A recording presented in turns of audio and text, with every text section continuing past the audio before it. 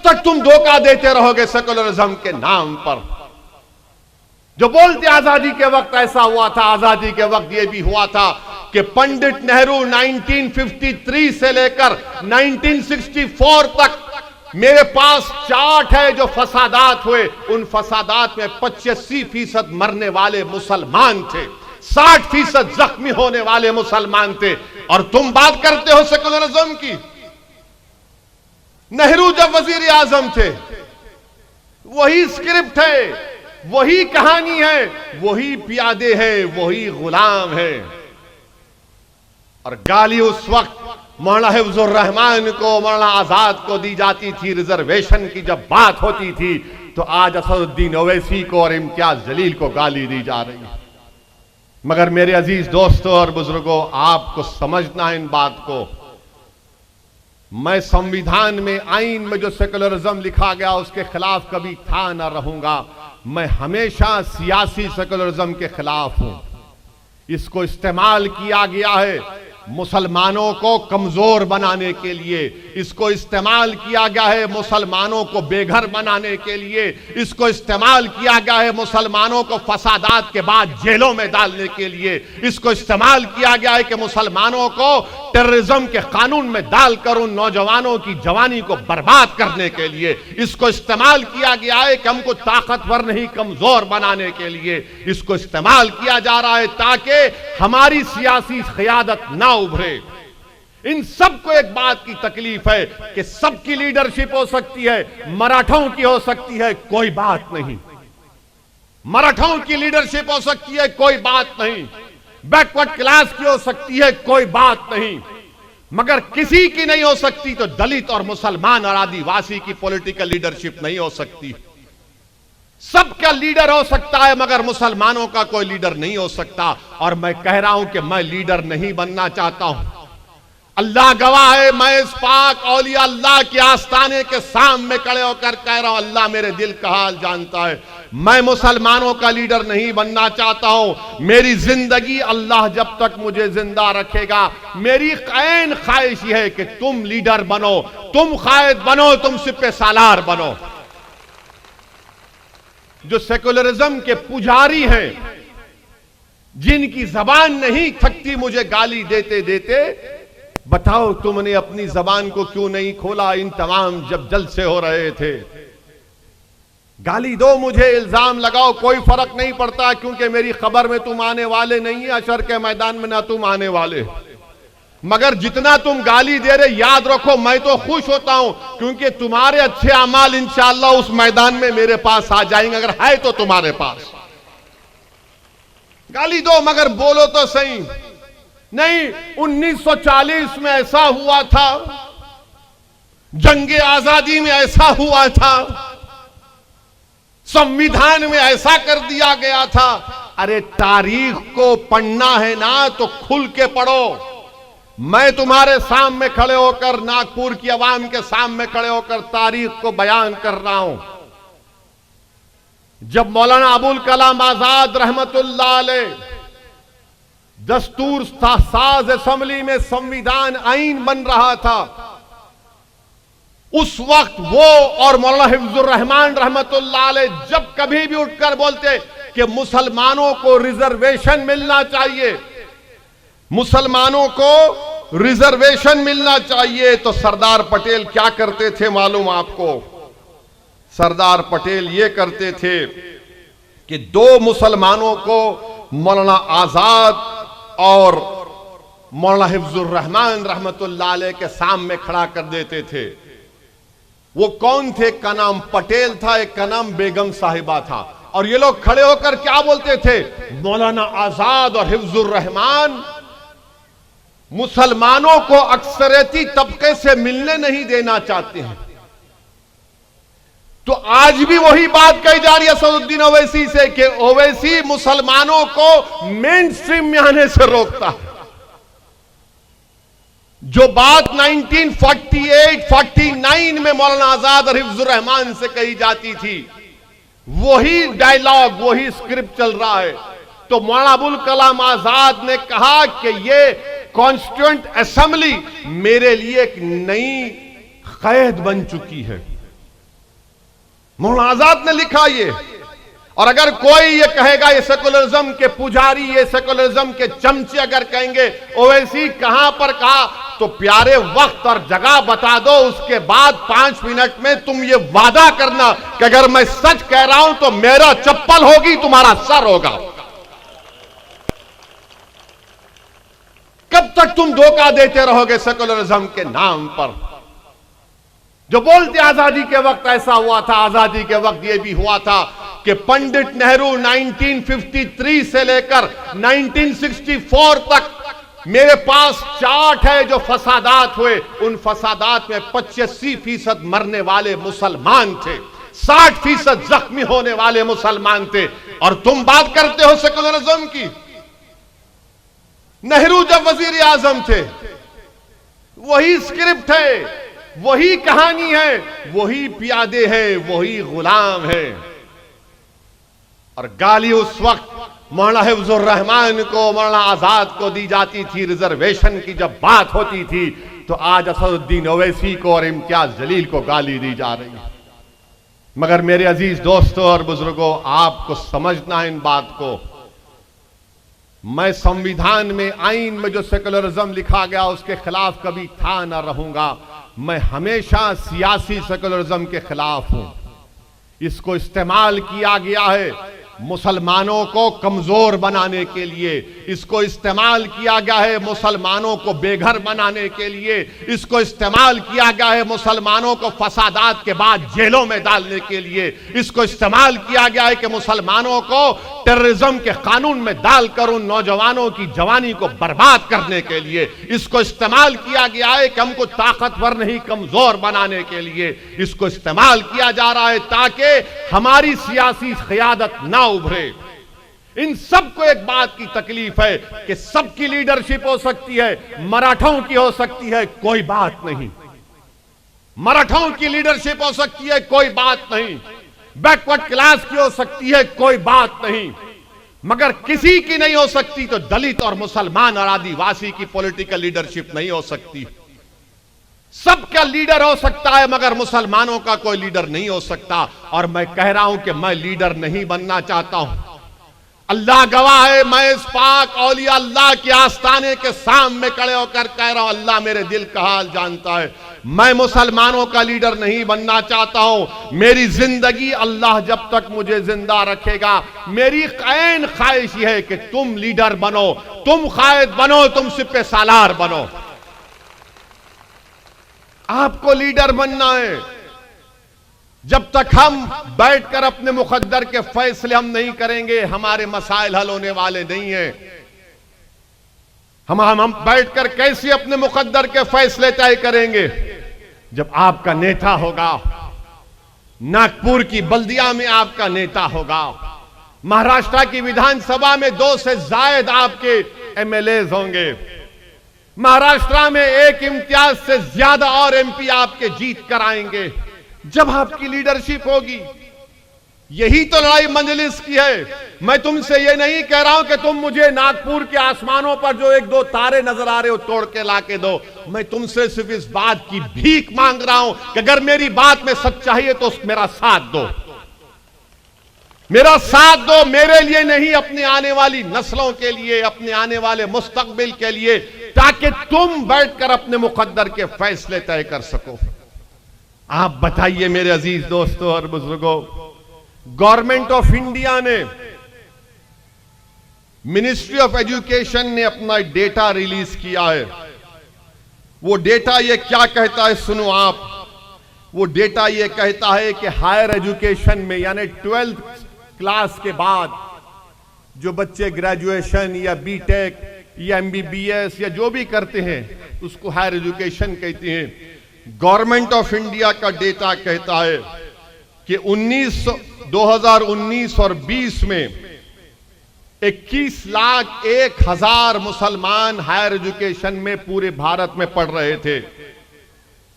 2020 और 21 में आते आते कितने, 21 लाख से कमी कितनी हुई है? 1,80,000 बच्चे हायर एजुकेशन से गायब हो गए। 1,80,000। 1,80,000 Muslims are not in higher education. ये बोलो ना आप। जो लोग सेकुलरिज्म के नाम पे बोलते कांग्रेस का साथ दो रहे, फिर ये तो बोलो ये कैसे हुआ, इसका सबब बताओ, इसकी दवा बताओ। एक साल में 1,80,000, यानी हमारा हायर एजुकेशन में मुस्लिम बच्चे 5.45% थे, वो गिरकर 4.64 हो गए। सबसे नीचे अगर कोई आखिर में कोई है हायर एजुकेशन में तो मुसलमान है, मुसलमान है। और आपको मालूम कि सबसे ज्यादा हायर एजुकेशन मुसलमान से आगे हमारे दलित भाई, हमारे आदिवासी भाई, हमारे ओबीसी भाई, और सबसे नीचे कौन है? मुसलमान। और सबसे ऊपर कौन है? Upper caste. 45% अपर कास्ट के लोग हायर एजुकेशन में। अब बोलो सेकुलरिज्म का बाजा बजाओ। ये जो सेकुलरिज्म के पुजारी हैं, जो हारमोनियम लेकर खाली राग गाते हैं, सेकुलरिज्म सेकुलरिज्म, बोलो ये क्या है? ये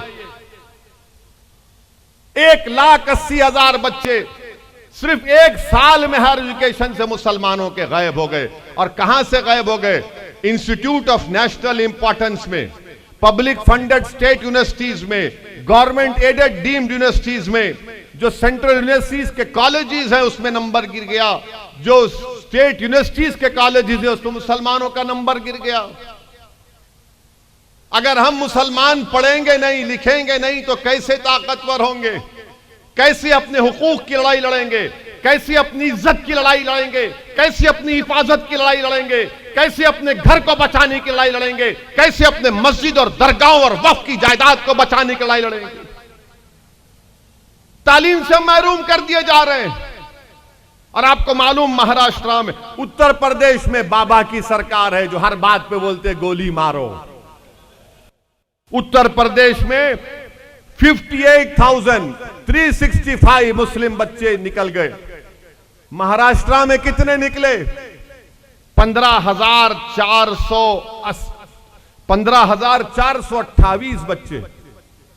अब लोग बोलते हैं ये ओवैसी से पूछो तेलंगाना में क्या हुआ। तेलंगाना में इजाफा हुआ है। कितना इजाफा हुआ? 7,000 बच्चों में इजाफा हुआ है। खाली 7 ml थालियां मत मारो। ये थालियां मार मार के तुम लोग ट्रेन में देखते ना, थाली ट्रेन में कौन मारता?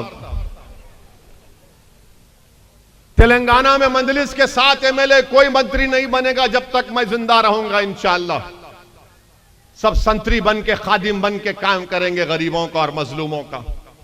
7,000 इजाफा हुआ है तेलंगाना में। ये गवर्नमेंट ऑफ इंडिया का डेटा है। ये जो बीजेपी आरएसएस वाले जो ओवैसी को गाली देते हैं, ये जो कांग्रेस के गुलाम, इनके दुम छल्ले जो सेकुलरिज्म के पुजारी हैं, बताओ इसका जिम्मेदार कौन है? तुम सेकुलरिज्म सेकुलरिज्म, अरे कहां का सेकुलरिज्म है मुझे बताओ? कहे का सेकुलरिज्म है? क्यों नहीं मुसलमान तालीम हासिल करते? अब यहां से कोई बैठेगा बीजेपी कांग्रेस वाला, बोलेगा ए पढ़ते नहीं ना मुसलमान, इनको पढ़ने का शौक ही नहीं है, इनको खाली कारखाना होना, पंचर की दुकान होना, मैकेनिक होना, उन्हें ड्राइवर चलाना, फ्रूट का कारोबार करना। अरे जालिमो, तुम झूठ पे झूठ बोल रहे हो। मुसलमान इसलिए नहीं पढ़ा सकता अपनी औलाद को क्योंकि तुम्हारी सरकार हमको पढ़ाना नहीं चाहती, हमारे बच्चों को। तुम स्कॉलरशिप का इंतजाम करो और देखो कितने बच्चे पढ़ते हैं। आप बोलेंगे कहां से बोल रहे हैं तुम? तेलंगाना में मुस्लिम बच्चे और बच्चियां गवर्नमेंट की मजलिस की नुमाइंदगी पर तेलंगाना में 65,000 के करीब मुस्लिम बच्चे और बच्चियां 6ठी जमात से 12वीं जमात तक गवर्नमेंट के रेजिडेंशियल स्कूल में पढ़ती हैं। फ्री में तालीम बेहतरीन, उसमें एडमिशन के लिए एंट्रेंस इतना पड़ता, मजलिस नुमाइंदगी करी तो हायर एजुकेशन में जाते। पैसे नहीं है, नौकरियां नहीं मिलती तो मुसलमान बोलता अरे भाई पढ़ लिया तो भी नौकरी मिली गई की। और तीसरा ये वजह कि जो देखता है कि पूरे मुल्क में उसको कभी गाय के नाम पर मारा जा रहा, कभी गोश्त के नाम पर मारा जा रहा, कभी दाढ़ी के नाम पर मारा जा रहा, कभी पिक्चर के नाम पर मारा जा रहा है। एक डर का माहौल पैदा कर दिया हुकूमत करने वालों ने। और जो ये अपोजिशन में बैठे हैं, अब जब इलेक्शन आएगा तो बोलेंगे बाबा सेकुलरिज्म के नाम पे भीख दे दे। ये बाबा ओवैसी को मत दे, वो वोट काटने वाला है। याद होगा ना आपको, जब नागपुर के इलेक्शन में मैं आया था, उस वक्त यही कांग्रेस और राष्ट्रवादी के लोगों ने कहा था कि ओवैसी को वोट मत दो, शिवसेना को और बीजेपी को रोकना है, उद्धव ठाकरे को और फडणवीस को रोकना है, ओवैसी को वोट मत दो। मगर आप जज्बाती थे। आज भी आपके दिल में होगा जज्बात, बोले बात तो सही है भाई, ओवैसी तो बात तो सच्चाई कर रहा है, बोलता बहुत अच्छा है, अपना ही आदमी है, उसको वोट नहीं दिए तो कोई बात नहीं, आइंदा देख लेंगे। आपने वोट दिया, किसको वोट दिया आपने? कांग्रेस राष्ट्रवादी को दिया। उसके बाद क्या हुआ? जिसको डरा कर वोट आपसे लिया, अचानक महाराष्ट्र में आपने देखा कि शादी 2 के दरमियान में होती थी, अब 3 के दरमियान में शादी हो गई। उद्धव ठाकरे, पवार और कांग्रेस के कौन, अभी तो नेता कौन नहीं मालूम। हाँ नहीं, वो कोई भी है, तीनों मिलके निकाह कर लिए। 2 का निकाह होता था, 3 का हो गया। इसमें दूल्हा कौन दुल्हन कौन, आप पूछ लो, मेरे को नहीं मालूम। अच्छा, उससे पहले सुबह 5 बजे फडणवीस और पवार साहब के भतीजे अचानक निकाह कर लिए। फिर चंद घंटों के बाद या खुला हुआ या तलाक हुआ, नहीं मालूम। मगर गाली हमको देते नहीं, इन्हें ये दाढ़ी वाला, ये शेरवानी परेशानी है। मेरे अजीज दोस्तों और बुजुर्गों, कब तक आप इसी तरह वोट डालते रहेंगे? आपका इख्तियार है, आप जिसको चाहे दे ना दे, आपका इख्तियार है।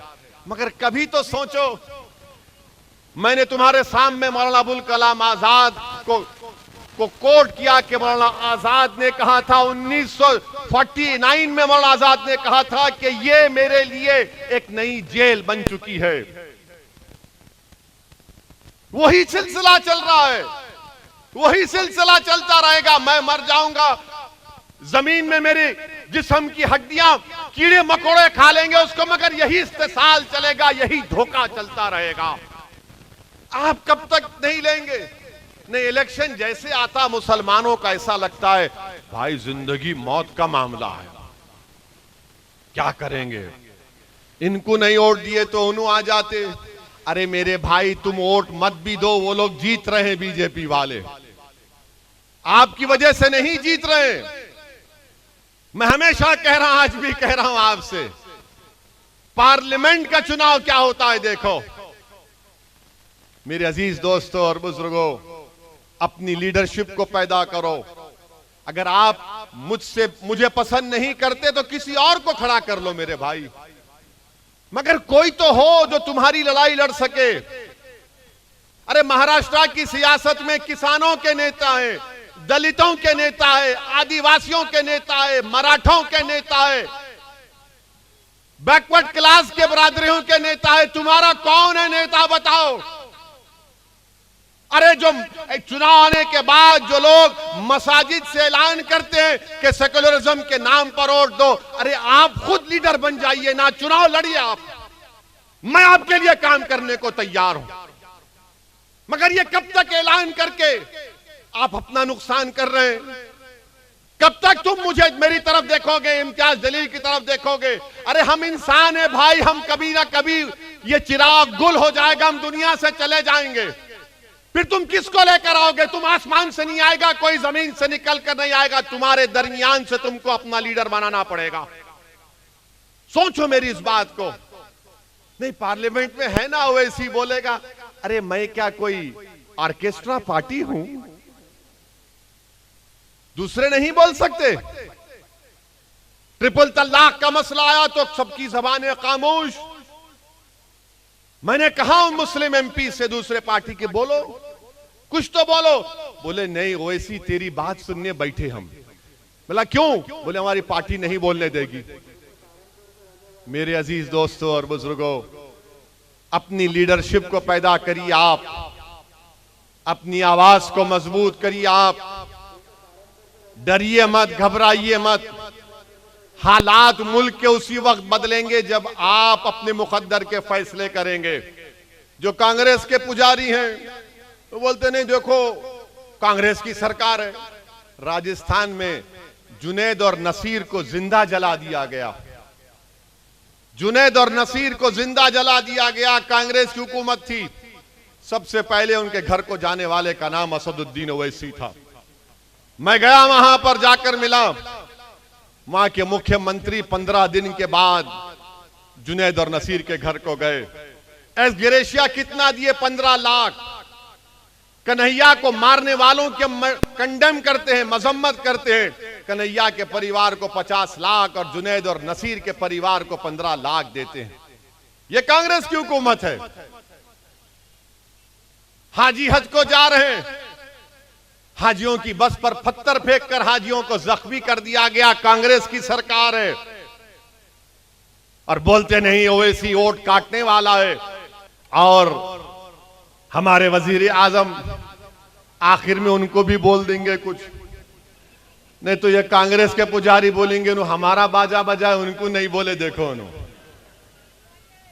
अब जैसा कि यह कि बाज कांग्रेस के चमचे बहुत हो गए, हमारे ससुरे बनने की कोशिश कर रहे।